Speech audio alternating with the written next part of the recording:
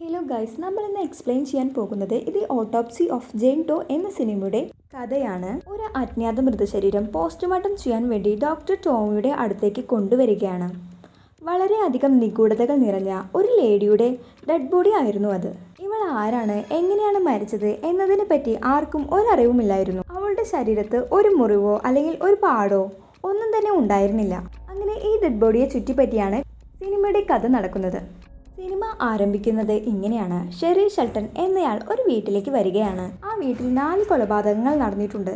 നല്ല രീതിയിലുള്ള പിടിവലികൾ ആ വീട്ടിൽ നടന്നിട്ടുണ്ട് എന്നവർക്ക് സെർച്ചിൽ നിന്നും മനസ്സിലാക്കുകയാണ്. എന്നാൽ മരിച്ചുപോയ 4 പേരുടെ വിരലടയാളങ്ങൾ അല്ലാതെ മറ്റാരുടെയും വിരലടയാളങ്ങൾ അവർക്ക് കിട്ടിയിട്ടില്ല. ഇവർ 4 പേരും ഇവിടെ നിന്നും രക്ഷപ്പെടാൻ ശ്രമിച്ചിട്ടുണ്ടെന്ന് അവർക്ക് മനസ്സിലാവുകയാണ്. മാത്രവുമല്ല, ഈ വീടിന്റെ ബേസ്മെന്റിൽ നിന്നും പാതി കുഴിച്ചിട്ട രീതിയിൽ ഒരു ഡെഡ് ബോഡി ഇവർക്ക് കിട്ടുകയാണ്. അത് ഒരു ലേഡിയുടെ ആയിരുന്നു. എന്നാൽ മറ്റ് മൃതശരീരങ്ങളിൽ കണ്ടതുപോലുള്ള മുറിവുകൾ ഒന്നും തന്നെ ഇതിനുണ്ടായിരുന്നില്ല. ഈ ലേഡിയെക്കുറിച്ച് ഒന്നും തന്നെ അറിയാത്തതുകൊണ്ട് തന്നെ മരണകാരണം അറിയാനായി ടോമി എന്ന ഡോക്ടറുടെ അടുത്തേക്ക് കൊണ്ടുപോകുന്നു. ടോമിയുടെ മകനാണ് ഹോസ്റ്റിൻ. ഹോസ്റ്റിനും ടോമിയെ പോസ്റ്റ്മോർട്ടം ചെയ്യുന്നതിൽ സഹായിക്കാറുണ്ട്. ഷെറി ഷെൽട്ടൺ ടോമിയുടെ അടുത്ത് ഈ ഡെഡ് ബോഡി ഏൽപ്പിച്ചതിന് ശേഷം പറയുകയാണ്, ഈ ലേഡിയുടെ ഡീറ്റെയിൽസ് ഒന്നും തന്നെ അറിയില്ല.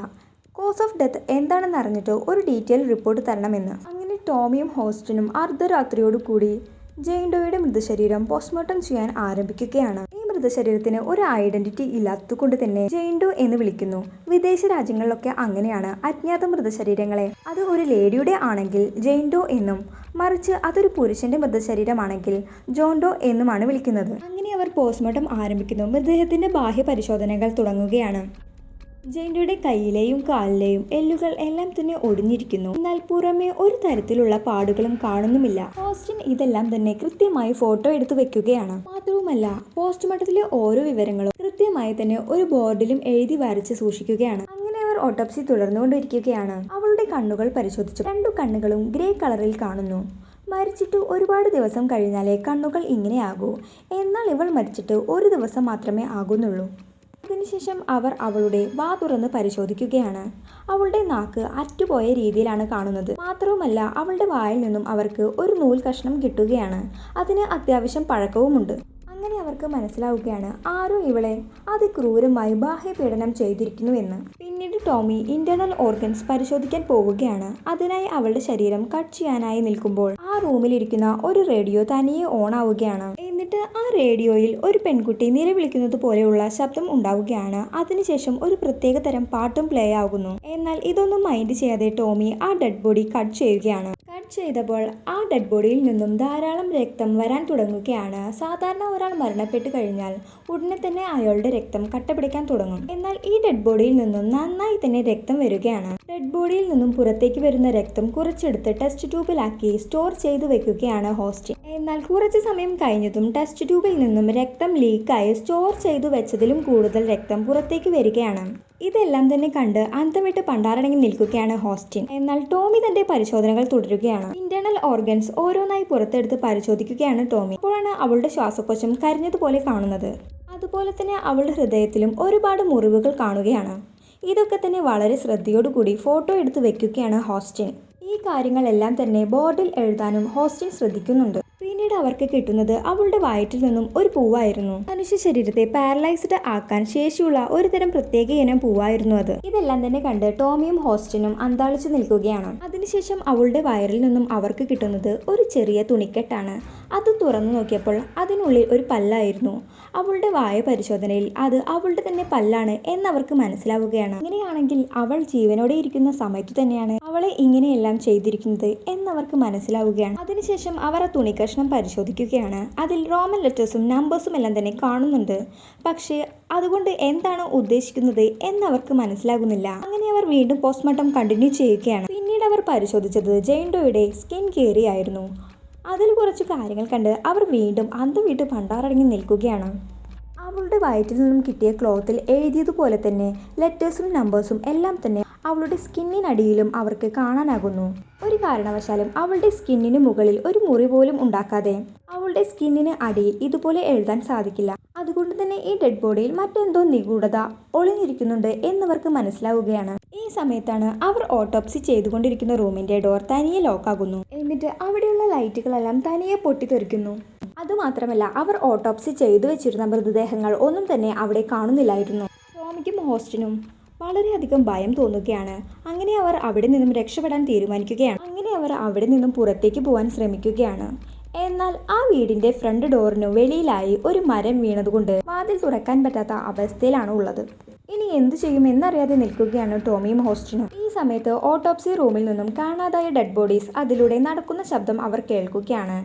ഇത് കേട്ടതും അവർക്ക് വളരെയധികം ഭയം തോന്നുകയാണ്. ഇതേ സമയത്താണ് ടോമിയെ ഒരു ഡെഡ് ബോഡി ആക്രമിക്കാൻ വരുന്നത്. ഉടനെ തന്നെ ടോമി കയ്യിൽ കിട്ടിയ കോടാലി കൊണ്ട് ആ ഡെഡ് ബോഡിയെ വെട്ടിക്കൊല്ലുകയാണ്. എന്നാൽ പിന്നീടാണ് മനസ്സിലാകുന്നത് ടോമി വെട്ടിയത് വീട്ടിലേക്ക് വന്ന ഹോസ്റ്റിന്റെ ഗേൾഫ്രണ്ടായ എമയെ ആയിരുന്നു.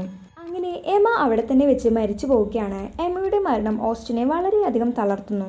ഇവിടെ നടക്കുന്ന എല്ലാ പ്രശ്നങ്ങൾക്കും കാരണം ജെയിൻ ഡോയുടെ ഡെഡ് ബോഡി ആണ് എന്ന് മനസ്സിലാക്കുന്ന ടോമിയും ഹോസ്റ്റിനും ജെയിൻ ഡോയുടെ ഡെഡ് ബോഡി തീ വെച്ച് കത്തിക്കുകയാണ്. അങ്ങനെ ജെയിൻ ഡോയുടെ ശരീരം കത്തിച്ച ഉടനെ തന്നെ തീ അവിടെ പടർന്നു പിടിക്കുകയാണ്. ഉടനെ തന്നെ അവർ ആ തീ അണയ്ക്കാൻ ശ്രമിക്കുന്നു. ജെയിൻ ഡോയുടെ ശരീരം അവർ കത്തിച്ചു എങ്കിലും ജെയിൻ ഡോയുടെ ശരീരത്തിന് ഒരു ചുക്കും സംഭവിച്ചിട്ടില്ല. അതുകൊണ്ട് തന്നെ ജെയിൻ ഡോയുടെ ശരീരത്തിലുള്ള ആത്മാവ് ഓട്ടോപ്സി തുടരണം എന്നാണ് ആഗ്രഹിക്കുന്നത് എന്നവർക്ക് തോന്നുകയാണ്. എന്നിട്ട് അവർ വീണ്ടും ഓട്ടോപ്സി തുടരുന്നു. അങ്ങനെ ജെയിൻ ഡോയുടെ തലയോട്ടി തുറന്ന് അവളുടെ തലച്ചോറിൽ നിന്നും ഒരു ഭാഗമെടുത്ത് മൈക്രോസ്കോപ്പ് വഴി പരിശോധിക്കുകയാണ്. അപ്പോഴാണ് അവരൊരു സത്യം മനസ്സിലാക്കുന്നത്. ജെയിൻ ഡോയുടെ തലച്ചോറിലെ സെൽസ് എല്ലാം ഇപ്പോഴും ആക്റ്റീവാണ്. അതിനർത്ഥം അവൾക്ക് ഇപ്പോഴും ജീവനുണ്ട് എന്നതാണ്. അതുകൊണ്ടാണ് ഇവർ ഓട്ടോപ്സി തുടങ്ങി. ജെയിൻ ഡോയുടെ ശരീരം കട്ട് ചെയ്യാൻ നിൽക്കുന്ന സമയത്ത് അവിടെ ഇരുന്ന റേഡിയോ തനിയെ ഓൺ ആവുകയും അതിൽ നിന്നും ഒരു പെൺകുട്ടിയുടെ ശബ്ദം കേൾക്കുകയും ചെയ്തത്. ശരീരത്തിൽ മുറിവുണ്ടായപ്പോൾ അവൾക്ക് വേദന തോന്നുകയും അവളുടെ ആത്മാവ് ടോമിയും ഹോസ്റ്റിനുമായി ആ റേഡിയോ വഴി കമ്മ്യൂണിക്കേറ്റ് ചെയ്യാൻ ശ്രമിക്കുകയും ചെയ്യുന്നതാണ് അത്.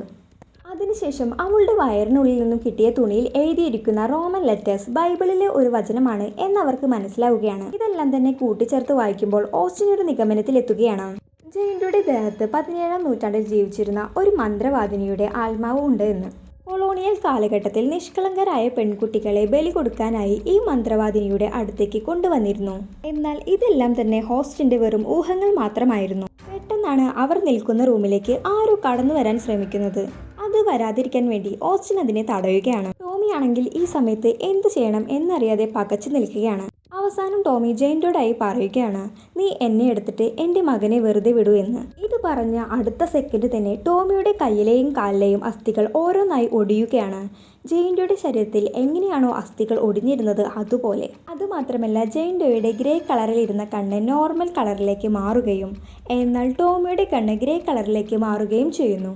ഈ സമയത്ത് മനസ്സിലാക്കാം ജെയിൻ ഡോയുടെ ദേഹത്തുണ്ടായിരുന്ന ആത്മാവ് ഇപ്പോൾ ടോമിയുടെ ദേഹത്തേക്ക് കയറിയിരിക്കുന്നു. വേദന സഹിക്കാൻ വയ്യാതെ ടോമി ഹോസ്റ്റിനോട് അവിടെ ഇരിക്കുന്ന കത്തിയെടുത്ത് തൻ്റെ നെഞ്ഞത്ത് കുത്തിയിറക്കി തന്നെ കൊല്ലാനായി ആവശ്യപ്പെടുകയാണ്. തൻ്റെ അച്ഛൻ്റെ നരകവേദന കണ്ടു നിൽക്കാൻ വയ്യാതെ ഹോസ്റ്റ് ടോമിയെ കത്തി വെച്ച് കുത്തി കൊല്ലുകയാണ്. ഇതേ സമയം തന്നെ ജെയിൻ ഡോയുടെ ശരീരത്തിൽ ഉണ്ടായിരുന്ന പോസ്റ്റ്മോർട്ടം ചെയ്യാൻ വെട്ടിയ മുറിപ്പാടുകളെല്ലാം തന്നെ ഉണങ്ങുകയാണ്. ഒരു ചെറിയ കോറൽ പോലും ഇല്ലാത്ത വിധം വളരെയധികം ഭയന്ന് നിൽക്കുകയാണ് ഹോസ്റ്റിൻ. അപ്പോഴാണ് അവൻ പുറത്തു നിന്നും ആരുടെയോ ശബ്ദം കേൾക്കുന്നത്. അത് ഷെറി ഷെൽട്ടൺ ആയിരുന്നു. അങ്ങനെ ബേസ്മെന്റിൽ ഉണ്ടായിരുന്ന ഹോസ്റ്റിൻ മുകളിലേക്ക് കയറി വരികയാണ്. മുകളിലെത്തിയപ്പോഴാണ് അറിയുന്നത് അത് ഷെറി ഷെൽട്ടൺ അല്ലായിരുന്നു. അത് മരിച്ചുപോയ ടോമിയുടെ ആത്മാവായിരുന്നു. പെട്ടെന്ന് തിരിഞ്ഞു നോക്കുന്ന ഹോസ്റ്റിൻ തൻ്റെ അച്ഛൻ്റെ പ്രേതത്തെ കണ്ട് പേടിച്ച് അവിടെ നിന്നും താഴേക്ക് വീണ് ഹോസ്റ്റിനും അവിടെ വെച്ച് തന്നെ മരിച്ചു പോവുകയാണ്.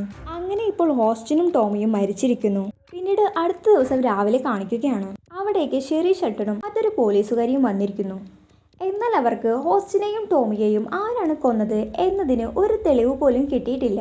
ഓസ്റ്റിനും ടോമിയും അവിടെ നിന്നും രക്ഷപ്പെടാൻ ശ്രമിച്ചിട്ടുണ്ട് എന്നവർ മനസ്സിലാക്കുകയാണ്. ഓട്ടോപ്സി ചെയ്യാനായി കൊണ്ടുവന്ന ജെയിൻ ഡോയുടെ ശരീരം ഒന്നും തന്നെ ചെയ്യാതെ ടേബിളിൽ കിടക്കുന്നുണ്ട്. അങ്ങനെ ജെയിൻ ഡോയുടെ ശരീരം മറ്റൊരിടത്തേക്ക് മാറ്റാൻ അവർ തീരുമാനിക്കുന്നു. ജെയിൻ ഡോയുടെ ഡെഡ് ബോഡി ഒരു വാനിൽ കയറ്റി മറ്റൊരിടത്തേക്ക് കൊണ്ടുപോകുന്ന വാനിനെയും വാൻ ഡ്രൈവറെയും കാണിച്ചുകൊണ്ട് ദി ഓട്ടോപ്സി ഓഫ് ജെയിൻ ഡോ എന്ന മൂവി ഇവിടെ അവസാനിച്ചിരിക്കുന്നു. ഇനി നമുക്ക് ഈ മൂവിയുടെ എൻഡിങ് എക്സ്പ്ലനേഷനിലേക്ക് കടക്കാം. സത്യത്തിൽ ഇവിടെ എന്താണ് സംഭവിച്ചിരിക്കുന്നത്? ജെയിൻ ഡോയുടെ ശരീരത്ത് 17ാം നൂറ്റാണ്ടിൽ ജീവിച്ചിരുന്ന ഒരു മന്ത്രവാദിനിയുടെ ആത്മാവുണ്ട്. എന്നാൽ ആ ആത്മാവിന് ആരെയും ഒന്നും ചെയ്യാൻ സാധിക്കില്ല. ബട്ട് ആ ആത്മാവിന് മറ്റുള്ളവരിൽ ഒരു സൈക്കോളജിക്കൽ ഇലൂഷൻ ക്രിയേറ്റ് ചെയ്യാൻ സാധിക്കും. അതുവഴി അവരെ കൊണ്ട് തന്നെ അവരെ കൊല്ലിക്കാനുള്ള സിറ്റുവേഷൻ ആ ആത്മാവിന് ഉണ്ടാക്കാൻ കഴിയും. ഇങ്ങനെ ഒരു ഇലൂഷനിൽ പെട്ടുപോയതായിരുന്നു ടോമിയും ഹോസ്റ്റിനും. അത് നമുക്ക് കുറച്ച് തെളിവുകളോട് കൂടി സംവിധായകൻ കാണിച്ചു തരുന്നുണ്ട്. അതായത് ജെയിൻ ഡോയുടെ ഡെഡ് ബോഡി ഓട്ടോപ്സി ചെയ്യാനായി ഇവിടേക്ക് കൊണ്ടുവരുന്നു. അങ്ങനെ ജെയിൻ ഡോയുടെ ഡെഡ് ബോഡിയുടെ ഫിസിക്കൽ എക്സാമിനേഷൻ നടത്തുകയും അത് ബോർഡിൽ എഴുതി വെക്കുകയും ചെയ്യുന്നു. അതിനുശേഷം നടന്നതെല്ലാം തന്നെ ഇലൂഷൻ മാത്രമായിരുന്നു. അതായത് ഇവർ ഒരു തവണ പോലും ഈ ഡെഡ് ബോഡി കട്ട് ചെയ്തിട്ടില്ല. കട്ട് ചെയ്യാനായി നിൽക്കുന്ന സമയത്താണ് ആ റേഡിയോ ഓൺ ആകുന്നത്. അതിനുശേഷം നടന്നതെല്ലാം ഇവരുടെ ഇലൂഷൻ മാത്രമായിരുന്നു. അതെല്ലാം തന്നെ ഇലൂഷൻ ആണ് എന്നതിനെ ശരിവെക്കുന്ന ഒരുപാട് തെളിവുകൾ സിനിമയിലുണ്ട്. അതിലൊന്നാമത് ടോമിയും ഹോസ്റ്റിനും മരണപ്പെട്ട് അടുത്ത ദിവസം ഷെറി ഷെൽട്ടൺ ആ വീട്ടിൽ വന്ന് പരിശോധന നടത്തുമ്പോൾ ഹോസ്റ്റിന്റെ ഗേൾഫ്രണ്ടായ എമയുടെ ഡെഡ് ബോഡി അവിടെ ഒന്നും ഇല്ലായിരുന്നു. എമ അവിടേക്ക് വരിക തന്നെ ചെയ്തിട്ടില്ല. രണ്ടാമതായി ടോമിയും ഹോസ്റ്റിനും ജെയിൻ ഡോയുടെ ശരീരം തീ കൊളുത്തുന്ന സമയത്ത് ആ റൂമിലെ ഡെഡ് ബോഡിക്ക് മുകളിലായി ഉണ്ടായിരുന്ന ലൈറ്റുകളെല്ലാം പൊട്ടിത്തെറിച്ചു പോയിരുന്നു. അതെല്ലാം തന്നെ ഇലൂഷൻ മാത്രമായിരുന്നു എന്ന് ഈ ഒരൊറ്റ ഷോട്ടിൽ നിന്നും മനസ്സിലാക്കാം. മൂന്നാമതായി ഓട്ടോപ്സി നടന്നുകൊണ്ടിരിക്കുമ്പോൾ ഓസ്റ്റിൻ എല്ലാ കാര്യങ്ങളും അതാത് സമയത്ത് തന്നെ ബോർഡിൽ എഴുതി വച്ചിരുന്നു. എന്നാൽ ഷെറി ഷെൽട്ടൺ വന്നതിനു ശേഷമുള്ള ഈ സീനിൽ ഓട്ടോപ്സിയിലെ ഫിസിക്കൽ എക്സാമിനേഷൻ നടന്നതുവരെയുള്ള കാര്യങ്ങൾ മാത്രമേ ബോർഡിൽ എഴുതിയിട്ടുള്ളൂ. നാലാമതായി ഹോസ്റ്റിനും ടോമിയും ഇവിടെ നിന്നും രക്ഷപ്പെടാൻ വേണ്ടി വീടിന്റെ ഫ്രണ്ട് ഡോർ തുറക്കാൻ ശ്രമിച്ചപ്പോൾ മരം വീണത് കാരണം അവർക്കതിന് സാധിച്ചിരുന്നില്ല. ഈ സീനിൽ അവിടെ നിൽക്കുന്ന മരങ്ങൾക്കൊന്നും ഒരു കുഴപ്പവുമില്ല. ഈ വീടിന്റെ അടുത്ത് ഒരു മരവും വീണിട്ടില്ല. ഈ തെളിവുകൾ എല്ലാം തന്നെ ചൂണ്ടിക്കാണിക്കുന്നത് ഇതെല്ലാം തന്നെ ടോമിയുടെയും ഓസ്റ്റിന്റെയും ഇലൂഷൻസ് മാത്രമായിരുന്നു എന്നതാണ്. അങ്ങനെ ഈ സിനിമയുടെ ലാസ്റ്റ് സീനിൽ ജെയിൻ ഡോയുടെ ഡെഡ് ബോഡി ഒരു വാഹനത്തിൽ കയറ്റി മറ്റൊരിടത്തേക്ക് കൊണ്ടുപോയിക്കൊണ്ടിരിക്കുകയാണ്. ജെയിൻ ഡോയുടെ ഡെഡ് ബോഡിയും ആ വാഹനത്തിന്റെ ഡ്രൈവറും മാത്രമേ ഇപ്പോൾ ആ വാഹനത്തിൽ ഉള്ളൂ. ഉടനെ ആ വാഹനത്തിന്റെ റേഡിയോയിൽ എന്തോ പ്ലേ ആകുന്നത് കേൾക്കാം. അപ്പോൾ തന്നെ ജെയിൻ ഡോയുടെ കാൽ അനങ്ങുന്നതും കാണാം. അങ്ങനെ ആ വാഹനത്തിന്റെ ഡ്രൈവറും ജെയിൻ ഡോയുടെ ദേഹത്തുള്ള ആത്മാവിന്റെ കയ്യിൽ പെട്ടിരിക്കുന്നു. ഇനി അയാൾ എന്ത് കണ്ടാലും കേട്ടാലും അതെല്ലാം തന്നെ ആ ആത്മാവിന്റെ പണിയായിരിക്കും എന്ന് കാണിച്ചുകൊണ്ടാണ് സിനിമ ഇവിടെ അവസാനിക്കുന്നത്. അപ്പോൾ അടുത്ത വീഡിയോ ആയിട്ട് വീണ്ടും കാണാം. ഈ സിനിമയുടെ എക്സ്പ്ലനേഷൻ ഇഷ്ടപ്പെട്ടു എങ്കിൽ അടുത്ത കാര്യങ്ങളൊന്നും പറയേണ്ട ആവശ്യമില്ലല്ലോ. അപ്പോൾ അടുത്ത വീഡിയോ കാണാം. Bye bye, see U.